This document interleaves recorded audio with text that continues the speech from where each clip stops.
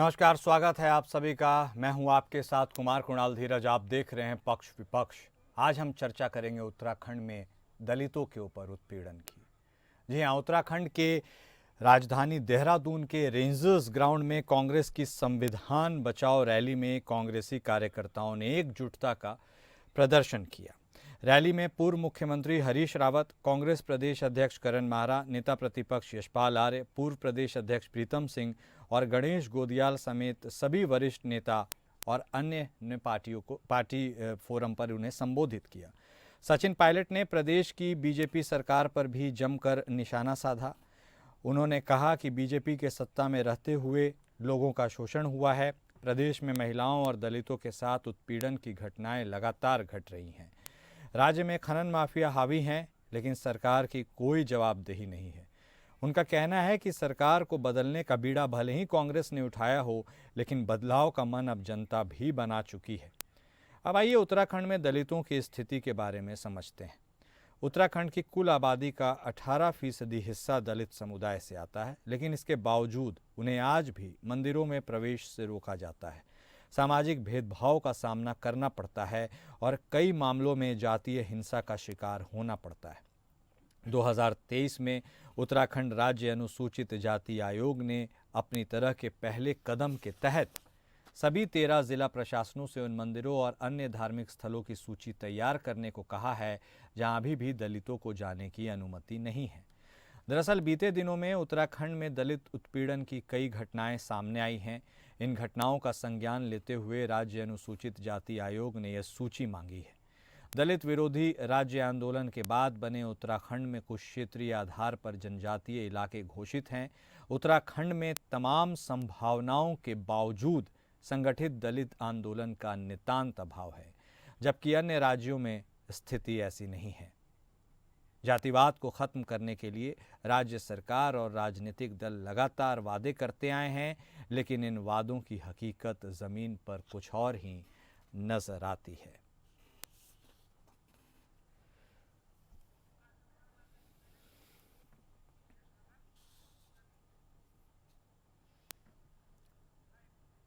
और इसी मुद्दे पर आज हम चर्चा करेंगे। ये जानने और समझने की कोशिश करेंगे कि एटलीस्ट उत्तराखंड में दलितों के मुद्दे पर सरकार के हाथ क्यों बंधे हैं। हमारे साथ हमारे खास मेहमान जुड़ चुके हैं। हमारे साथ भारतीय जनता पार्टी के तरफ से बतौर प्रवक्ता कमलेश रमन जी जुड़ चुके हैं। कांग्रेस पार्टी के तरफ से बतौर प्रवक्ता सूरत सिंह नेगी साहब भी हमारे साथ जुड़ चुके हैं।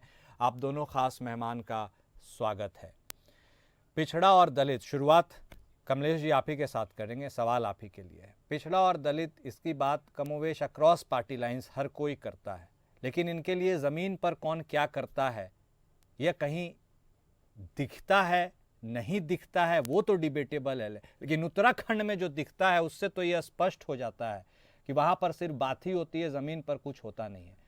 मेरे ख्याल से यदि मैं गलत नहीं हूँ तो उत्तराखंड ही वो एकमात्र ऐसा राज्य है कश्मीर और हिमाचल के बाद जहाँ सवर्ण जो हैं वो सबसे ज़्यादा संख्या में है, और यही जो दलित है वो एक तरह से वहाँ पे माइनॉरिटी हैं, अल्पसंख्यक हैं।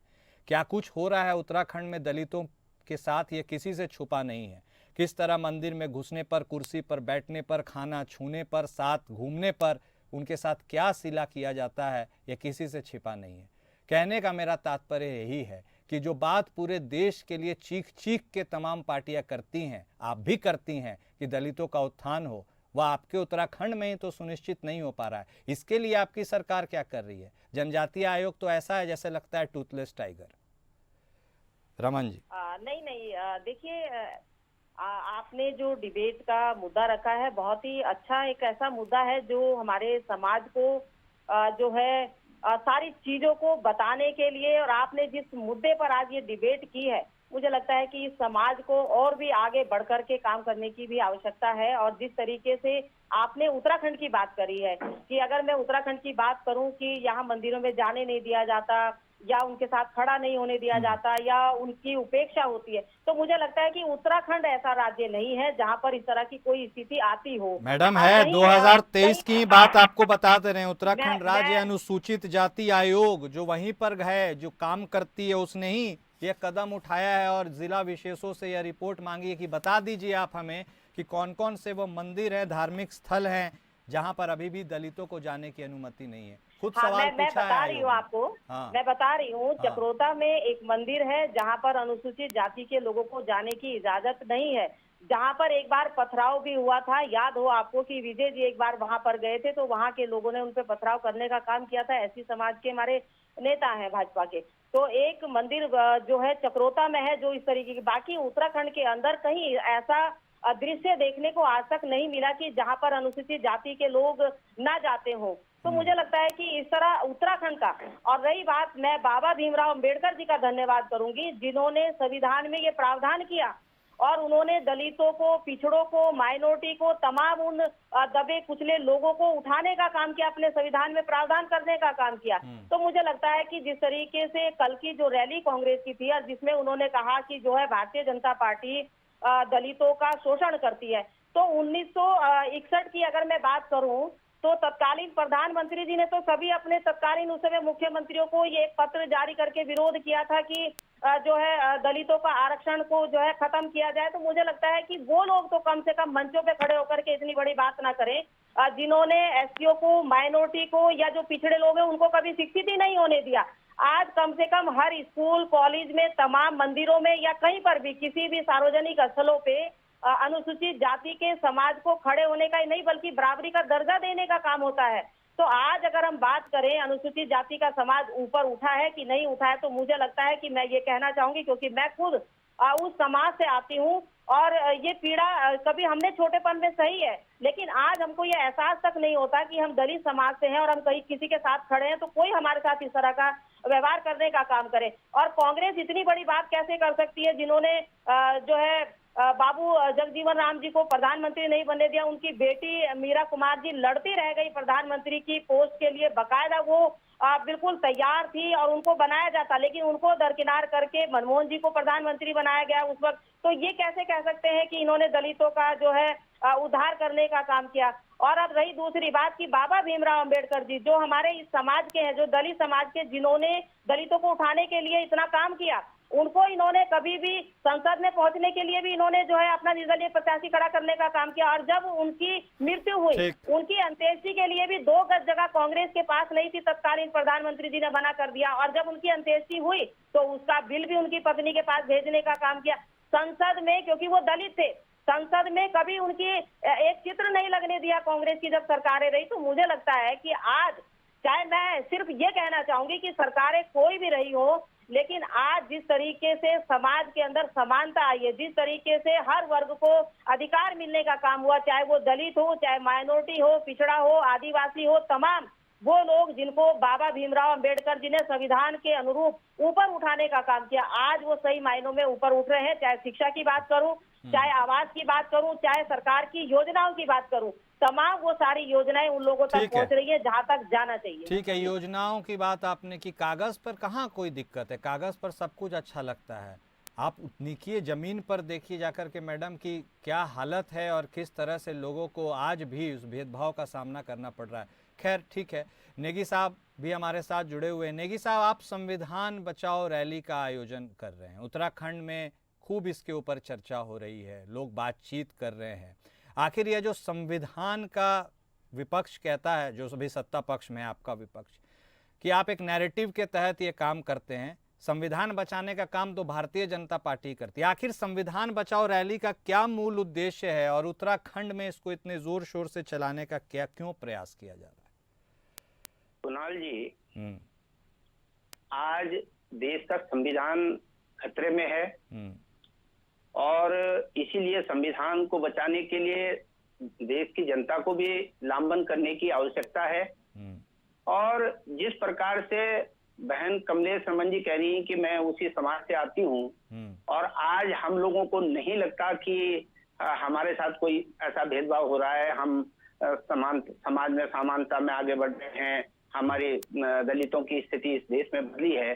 तो मैं इनसे पूछना चाहूंगा कि क्या ये भारतीय जनता पार्टी के 11 साल के शासन में बदली है, या जो नेहरू जी ने और अंबेडकर जी ने जिस संविधान की व्यवस्था की और उस संविधान के लागू होने पर आज जो दलितों की समाज में स्थिति बदली है, पिछड़ों की बदली है, या अल्पसंख्यकों की बदली है, वो इसका प्रतिफल है।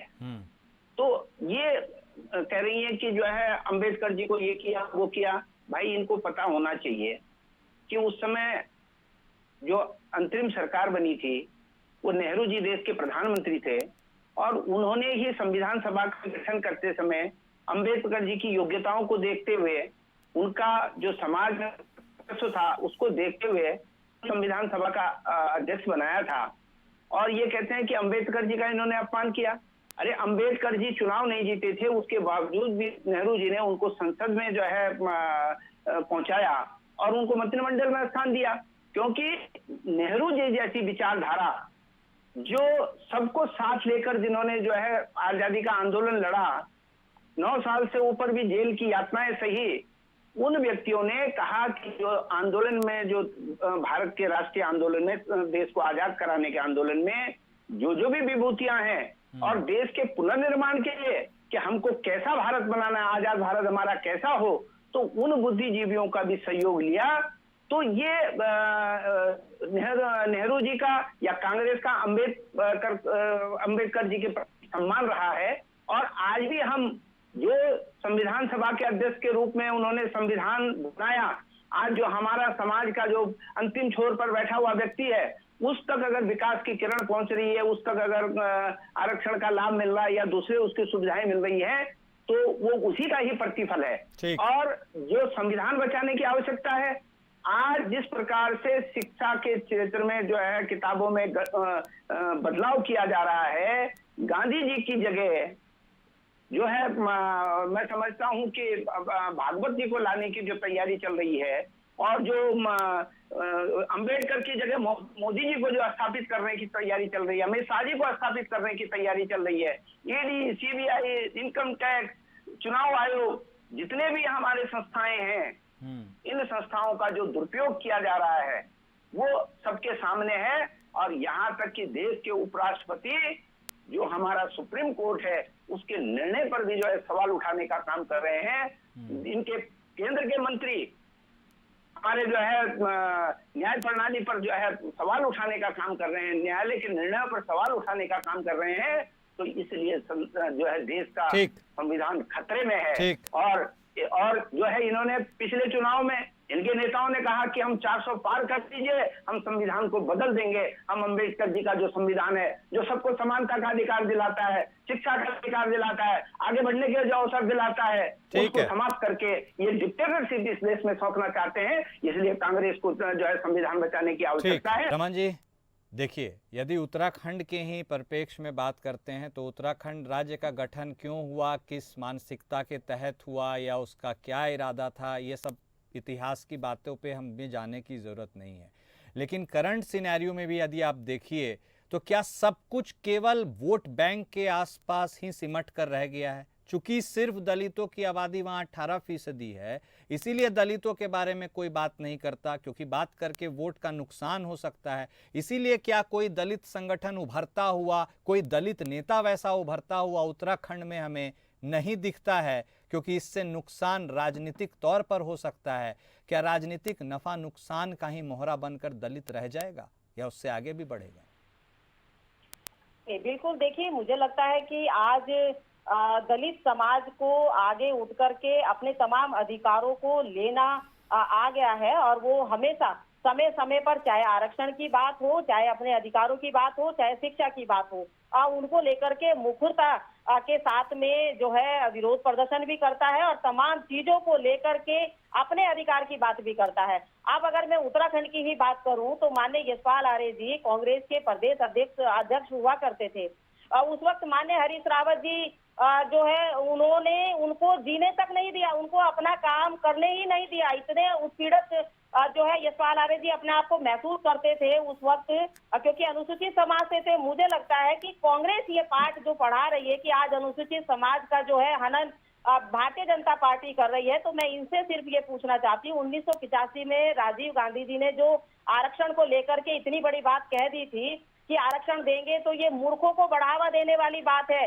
ये असंवैधानिक है, ये जो है हम इनको बढ़ावा देने का काम कर रहे हैं, तो मुझे लगता है कि इनको पहले वहां समझना चाहिए। दूसरी बात, तत्कालीन प्रधानमंत्री उस वक्त उन्होंने हमारे आरक्षण के अंदर ईसाइयों को और माइनॉरिटी को, मुसलमानों को आरक्षण दे करके उनको भी उसमें डालने का काम किया, यानी कि हमारा जो अधिकार बाबा भीमराव अम्बेडकर जी ने दिया उसमें भी हमारा हनन करने का काम किया।